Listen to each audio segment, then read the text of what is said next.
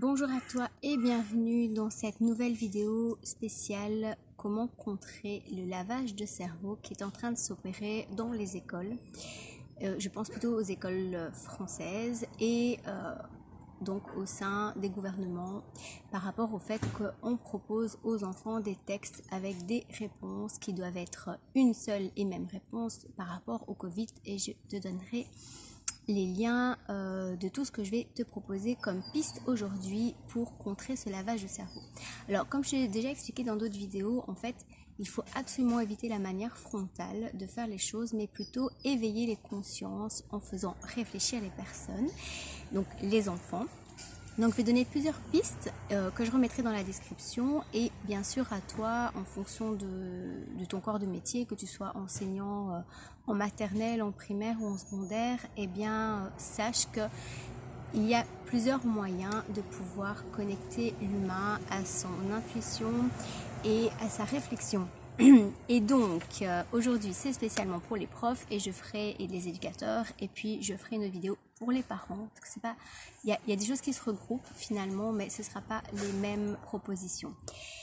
Donc, comme je te l'ai dit, évite absolument la manière frontale de dire que toi tu sais et l'autre ne sait pas, d'exprimer tes opinions comme étant des vérités absolues, mais plutôt éveille les consciences en mettant le doute et en donnant des outils qui permettent non seulement de se connecter à soi, mais aussi d'aller travailler tout ce qui est réflexion, esprit critique. Alors, le doute, c'est justement le 5e accord Toltec. Si tu ne le connais pas, je te mettrai dans la description le lien de ce fabuleux livre qui est le 2e, puisque le premier, ce sont les 4 accords Toltec qui vont aussi te permettre de développer l'esprit critique et d'amener plus de bien-être autour de toi. Et donc, voici les idées que j'ai notées. Bien sûr, c'est pas exhaustif, il y en a d'autres. Et donc, je t'invite dans les commentaires YouTube de pouvoir les partager. Donc, sache que je n'ai pas l'occasion de répondre à tous les commentaires pour l'instant parce qu'il y en a beaucoup. Alors, au niveau des idées, la première chose, si tu es dans le secondaire, donc après 12 ans, 11-12 ans, c'est peut-être le moment de faire connaître aux enfants la fameuse expérience de 1000 grammes. Le fameux livre 1984 de George Orwell, pour les grands secondaires universitaires, je t'encourage aussi à pouvoir le proposer en lecture et de le travailler aussi en classe. D'apprendre aux enfants la fameuse pyramide de Maslow, donc t'inquiète pas, je vais te mettre tout ça dans la description. La pyramide qui exprime en fait comment fonctionne la construction d'un humain et donc quels sont ses besoins physiologiques. Je pense que ça va faire réfléchir plusieurs personnes. Le triangle aussi de la confiance en soi, de l'affirmation de soi et de l'estime de soi que tu peux travailler toi-même en ayant des propos vraiment positifs dans ta manière d'éduquer les enfants, donc d'être dans l'encouragement plutôt que dans le côté critique et voir ce qui ne va pas. Donc des phrases comme voilà, ce que tu as fait c'est super, aider les enfants à avoir des croyances envers eux qui soient aidantes et pas limitantes. C'est un petit peu l'occasion en fait d'aller visiter les sites de coaching. Voilà. Alors, apprendre aussi peut-être à faire des ateliers philo, mais pas des ateliers philo dans le débat, puisque dans le mot débat, ça vient du mot battre, et finalement, c'est pas le but de vouloir avoir raison ou de convaincre l'autre, c'est plutôt des ateliers philo qui seraient, donc moi je le propose et j'apprends aux professeurs de mettre ça en place. Ce sont en fait des groupes de parole basés sur l'intelligence collective systémique et qui permettent en fait à chaque personne d'écouter ce que l'autre a à dire, mais sans rebondir. Et donc en faisant ça, ça permet d'ouvrir la discussion, de sortir des tabous et que chaque personne puisse ressortir finalement avec un prisme différent et d'ouvrir son esprit par rapport à tout ça.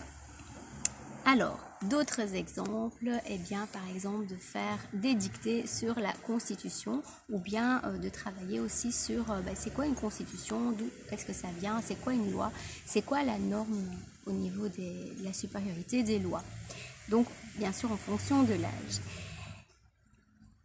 La comparaison par rapport au raisonnement, donc aussi je ferai une vidéo là-dessus spéciale sur les comparaisons qu'on utilise pour que les personnes obéissent finalement ou pour convaincre. Il y a vraiment des comparaisons qui n'ont aucun sens et qui sont extrêmement dangereuses.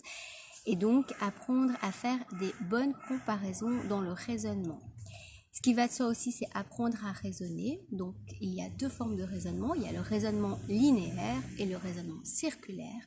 Et je te mettrai en lien un article que j'ai écrit à ce sujet. Parler aussi de toi, comment tu vis les choses de manière assertive. Donc l'assertivité, c'est l'affirmation de soi dans le respect de l'autre. C'est exprimer ses opinions, mais sans volonté de convaincre et juste de les exprimer parce que en fait c'est juste bon pour toi.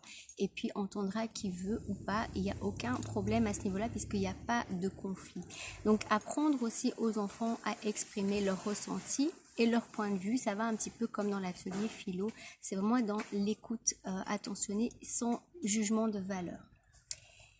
Travaille aussi sur les croyances, donc je te mettrai dans le lien aussi une vidéo que j'ai faite sur qu'est-ce qu'une croyance finalement et comment se réapproprier nos croyances. Et donc ça c'est vraiment une base très solide pour les enfants, de leur montrer que ce qu'ils sont en train de vivre en fait c'est un monde d'adultes qui leur impose ou propose certaines choses mais que énormément de choses sont basées sur des croyances et que ça ne leur appartient pas et donc de leur permettre toujours grâce au doute finalement de pouvoir développer leurs propres croyances et que ces croyances puissent être évolutives.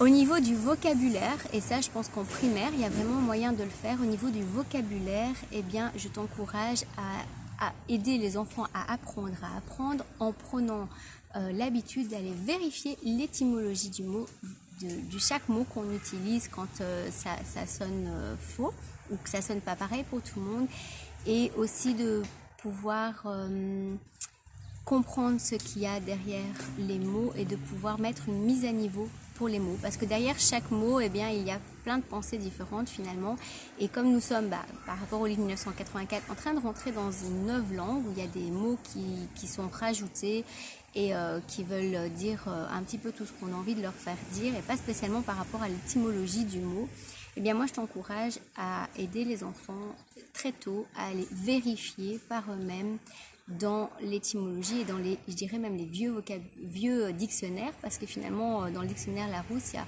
quand même beaucoup de choses qui sont mis et des choses qui partent, et donc voilà, je pense que les vieux livres finalement maintenant ils vont avoir la cote si on rentre dans le pays de la neuve langue. Parler du libre arbitre aussi, c'est quoi pour toi le libre arbitre aux enfants et c'est quoi la limite par rapport au libre arbitre en fonction de l'âge et des contraintes qui sont autour de soi. Et puis, donc le libre arbitre aussi dans la liberté de penser, hein, et dans le respect de l'autre aussi. Et puis par rapport à la contrainte, eh bien de savoir que si les contraintes c'est pas cool, c'est des portes qui sont fermées, des choses qu'on nous interdit, eh bien de montrer qu'en fait on peut toujours passer au-dessus des contraintes, mais pour ça il faut avoir de la créativité. Et donc je pense que ce qu'on est en train de vivre finalement en ce moment, ça peut nous, et ça devrait nous pousser à être créateurs de nous-mêmes et d'aller vers d'autres solutions qu'on n'aurait pas pensé. Et là j'appelle vraiment aussi à l'intelligence collective, c'est-à-dire d'aller oser demander aux autres quelles seraient leurs suggestions par rapport à des situations complexes qu'on vit. Et ce qu'on voit un petit peu sur Facebook, hein, il y a des personnes qui émettent une problématique et d'autres qui expriment des choses, et donc ça donne des idées pour pouvoir se sortir d'une situation.